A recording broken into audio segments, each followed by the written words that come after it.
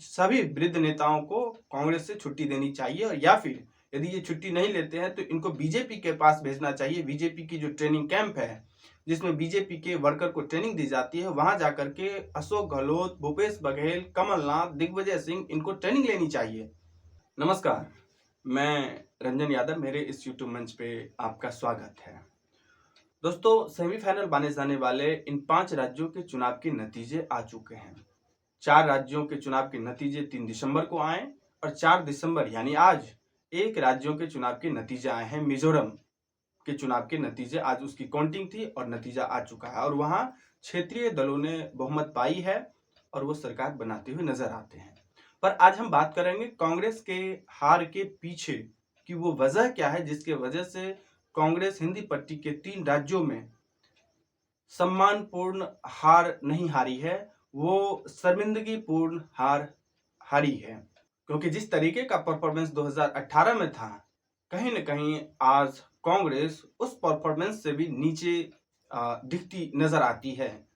जब मध्य प्रदेश में 2018 में चुनाव हुआ था तो इतना कम सीटें नहीं थी, क्योंकि जिस तरीके से मध्य प्रदेश में कमलनाथ ने केंद्रीय नेतृत्व के बातों को मानने से इनकार कर दिया, चाहे वो मल्लिकार्जुन खड़गे हो, राहुल गांधी हो या प्रियंका गांधी हो, किसी भी जो केंद्रीय नेतृत्व है उनकी बातों को उन्होंने नहीं माना।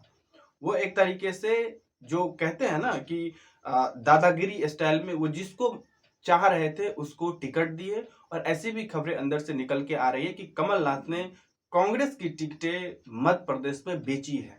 इस पे भी चर्चा की जानी चाहिए कि आखिर जिस तरीके से कमलनाथ हो, दिग्विजय सिंह हो, और जो ये 2 ही नेता हैं मध्य प्रदेश में कांग्रेस के, और कोई चेहरा नहीं है। यदि ये दोनों नेता हटा दी जाए तो कांग्रेस धड़ाम से नीचे गिर जाएगी। तो ये 2 नेता जो अपने घर को भरने के लिए जिस तरीके से कांग्रेस नेतृत्व और आला कमान से पैसा लेती है, और वो कहती है कि हम प्रचार तंत्र पे खर्च करते हैं, एडवर्टाइज पे खर्च करते हैं, संगठन के लिए खर्च करते हैं, पर चीजें अब बाहर निकल रही है कि ये न तो कांग्रेस को मजबूत कर रहे हैं, न उस संगठन को मजबूत कर रहे हैं, न ही एडवर्टाइज पे पैसा खर्च होती है। ये अपने लूट पाट करके पूरे संसाधन को अपने घर को भरने में लगे हुए हैं। कमलनाथ प्रियंका गांधी के कहने पे एक महिला आईएएस जो वहां चुनाव लड़ना चाहती थी उसको टिकट नहीं दिया। इससे साफ तौर पे जाहिर होती है कि कमलनाथ ने, दिग्विजय सिंह ने केंद्रीय नेतृत्व की बातें नहीं मानी और उनको सीख लेनी चाहिए। मध्य प्रदेश में ही, उसी राज्य में बीजेपी के केंद्रीय नेतृत्व के द्वारा जिस तरीके से शिवराज सिंह चौहान को गौन कर दिया गया और वो उसकी बातों को मानने को तैयार थे। वो 3-3, 4-4 बार के मुख्यमंत्री रहे हैं, अभी सिटिंग चीफ मिनिस्टर थे, बावजूद इसके केंद्रीय नेतृत्व ने उन्हें प्रोजेक्ट करने से मना कर दिया, चीफ मिनिस्टर का फेस मानने से मना कर दिया, प्रोजेक्ट करने से मना कर दिया, और इसके एवज में 7-7 एमपी को उन्होंने चुनाव में उतारा मध्य प्रदेश में, 3-3 केंद्रीय मंत्री को चुनाव में उतारा मध्य प्रदेश में। यह होती है केंद्रीय आला कमान की जो ऑर्डर होती है उसको मानने के बाद रिजल्ट होता है।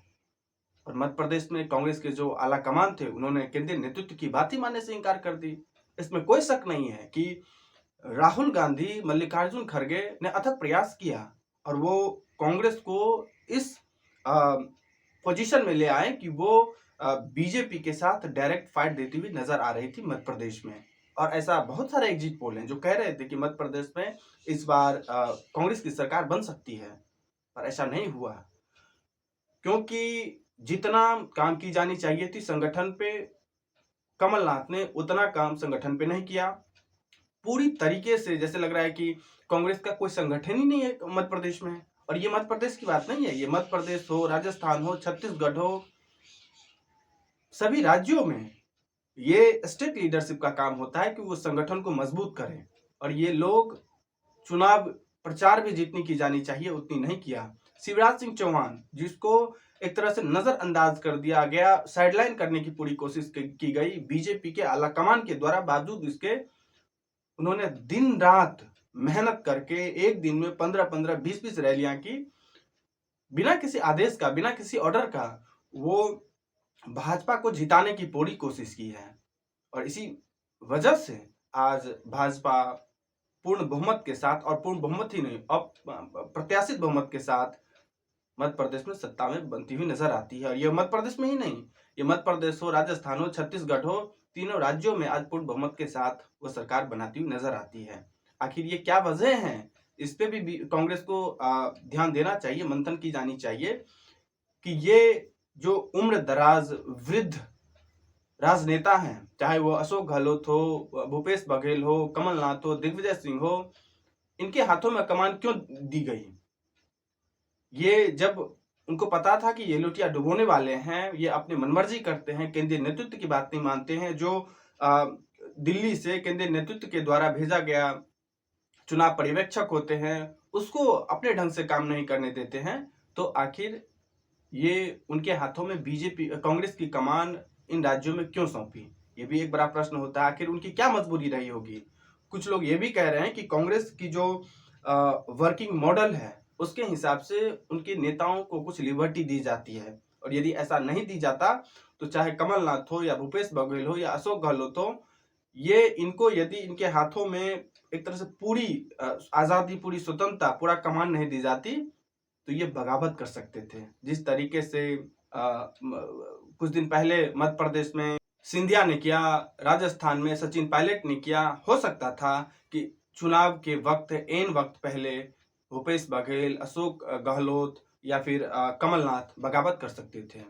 ये कांग्रेस की वर्किंग स्टाइल में अब चेंज करने की जरूरत है और उन्हें सीख लेने की जरूरत है। और सबसे पहले तो मेरी जो अपनी राय है कि इन सभी वृद्ध नेताओं को कांग्रेस से छुट्टी देनी चाहिए, और या फिर यदि ये छुट्टी नहीं लेते हैं तो इनको बीजेपी के पास भेजना चाहिए। बीजेपी की जो ट्रेनिंग कैंप है, जिसमें बीजेपी के वर्कर को ट्रेनिंग दी जाती है, वहां जाकर के अशोक गहलोत, भूपेश बघेल, कमलनाथ, दिग्विजय सिंह, इनको ट्रेनिंग लेनी चाहिए, क्योंकि इन्हें चुनाव लड़ने नहीं आता है। ये सिर्फ एक तरह से छतपक और डंप बन के बैठे रहते हैं, पंडित बन के, या फिर कहें कि महंत बन के, कि हम यहाँ पे कांग्रेस का सबसे बड़ा कर्ता धर्ता है, और जितना संसाधन हो सकता था, जिसको संगठन पे, मीडिया पे, एडवर्टाइज पे और भी चीजों पे खर्च की जानी चाहिए थी, सारे संसाधन को लूट खसोट करके अपने घर में भरने का काम करते हैं। निश्चित तौर पे कांग्रेस को अपने वर्किंग मॉडल में, क्योंकि ये अटल जी वाला बीजेपी नहीं है, और यदि अटल जी वाला बीजेपी होती तो कांग्रेस जिस रणनीति पे काम कर रही है उस पे वो जीत सकती थी। लेकिन आज ये मोदी और शाह की बीजेपी है। ये कॉर्पोरेट स्टाइल में काम करती है। इसको बाकायदा हर तरह से तैयार किया जाता है, चाहे वो ट्रेनिंग के माध्यम से हो, संगठन के स्तर पे हो, मीडिया के स्तर पे हो, आइडियोलॉजी के स्तर पे हो, बूथ लेवल की मैनेजमेंट होती है।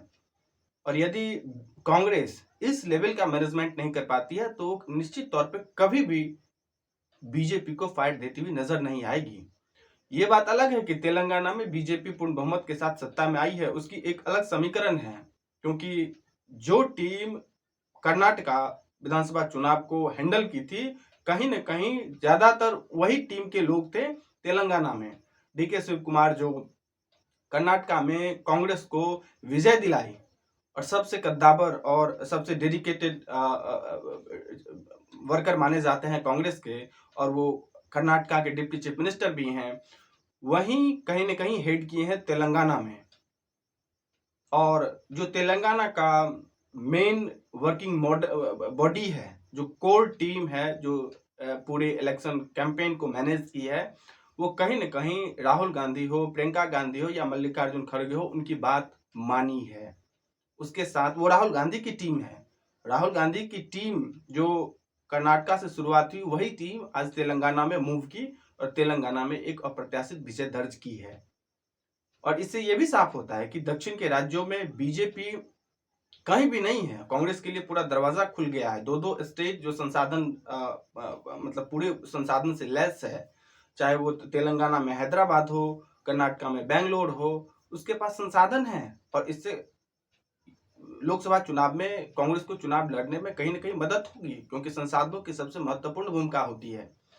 पर उसी स्टाइल में इन हिंदी पट्टी राज्यों में कांग्रेस चुनाव लड़ने में सक्षम लगती नहीं है। और उसके पीछे जो सबसे बड़ी वजह है कि ये महंत बन के जो बैठे हुए हैं, ये छत्रपक, चाहे कमलनाथ, दिग्विजय सिंह हो, अशोक गहलोत हो या भूपेश बघेल हो, सबसे पहले इनको या तो छुट्टी देनी चाहिए कांग्रेस से, या फिर यदि ये छुट्टी नहीं लेते हैं तो इनसे एक एमओयू साइन करनी चाहिए कि आप बीजेपी के पास जाइए, उसके ट्रेनिंग कैंप पे जाइए और वहां जाकर ट्रेनिंग लीजिए और सीखिए कि बीजेपी के चाहे वो चीफ मिनिस्टर क्यों ना हो। आप देखिए ना कि चीफ मिनिस्टर जो मध्य प्रदेश का था वो भी एक बार भी केंद्रीय नेतृत्व के सामने मुंह नहीं खोला। 3 केंद्रीय मंत्री थे, 7 एमपी था, उसको एक आदेश मिला कि आप जाके मध्य प्रदेश में चुनाव लड़िए विधायक का, तो वो जाकर के डायरेक्ट विधायक का चुनाव लड़ा। ये होती है पार्टी कैडर, ये होती है संगठन, ये होती है आइडियोलॉजी। और केंद्रीय नेतृत्व को किस तरीके से फॉलो करना है, उसकी बातों को कैसे मानना, और पूरी रिसर्च के साथ टेबल वर्क करने के बाद एक एक सीट पे गुनागणित करने के बाद सफलता मिलती है। ये सीट बेचने से, अपने मनमर्जी करने से, अपने जो लॉबी है उसको बना करके रखने से, ये सचिन पायलट जो कहते फिर रहे थे कि अब मेरे और अशोक गहलोत जी के बीच कोई मतभेद नहीं है, क्या हुआ? सचिन पायलट, या तो उनके बीच मतभेद खत्म नहीं हुए, या यदि मतभेद खत्म हो गए तो आज गुज्जर सचिन पायलट को अपना नेता नहीं मानता है। यही वजह है ना कि जिसके वजह से गुज्जर का वोट जो है वो ट्रांसफर नहीं हो पाया कांग्रेस को। तो इस पे सचिन पायलट को भी सोचने की जरूरत है कि आप एक साइड में रहें, या तो आप अपनी जो मतभेद हैं उसको उजागर करें और पब्लिकली ये सामने आनी चाहिए कि सचिन पायलट कांग्रेस या अशोक गहलोत के जो रणनीति है उससे संतुष्ट नहीं है, या नहीं तो उस पर अब ये भी चस्पा होगा कि वो गुज्जर के नेता नहीं है और उसके कहने पे गुज्जर वोट मोबिलाइज नहीं होता है। और मध्य प्रदेश छोड़िए, आप राजस्थान को देख लीजिए। राजस्थान में वसुंधरा राजे, जिसका वर्चस्व पूरे प्रदेश में सबसे ज्यादा है, यदि बीजेपी का कोई नेता है उसमें सबसे ज्यादा कद्दावर और लोकप्रिय चेहरा वसुंधरा राजे का है। पूरे प्रदेश में उसकी एक अपनी जनाधार है, पर उसको भी चीफ मिनिस्टर कैंडिडेट के तौर पे प्रेजेंट नहीं किया चुनाव से पहले बीजेपी ने। बावजूद इसके उन्होंने मुंह तक नहीं खोली और पूरे संगठन के लिए काम करती रही। चिटपुट कुछ ऐसे बयान सामने आया, लेकिन वो एक बार भी बगावत का सुर नहीं अलापी। छत्तीसगढ़ में भी वही हुआ कि रमन सिंह 3 बार के चीफ मिनिस्टर, उसको भी मुख्यमंत्री का चेहरा नहीं बनाया गया। मोदी जी अपने चेहरे पे तीनों राज्यों में चुनाव लड़े हैं।